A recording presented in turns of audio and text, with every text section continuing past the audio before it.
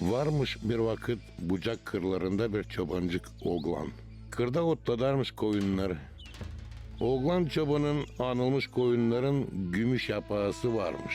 Oğlan çoban en güzel peynir yaparmış bucakta.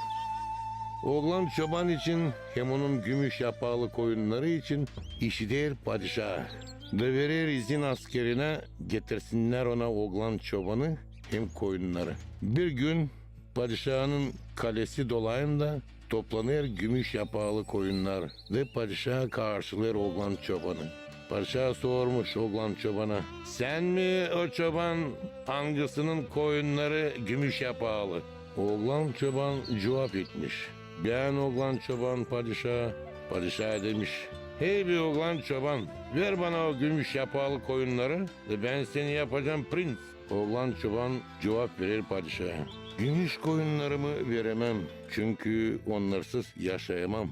Prens olma istemiyorum.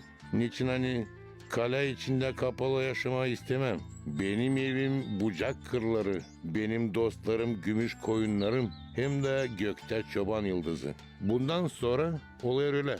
Hani oğlan çoban hem onun gümüş yapılı koyunları uçarlar göklere. De başka kimseyi görmüyor onları. Ama bir gün de Gagavuzlarda var legenda yalıbık oğlan çoban için. Hangisi otladarmış bucak kırlarında o gümüş yapağlı koyunlarını.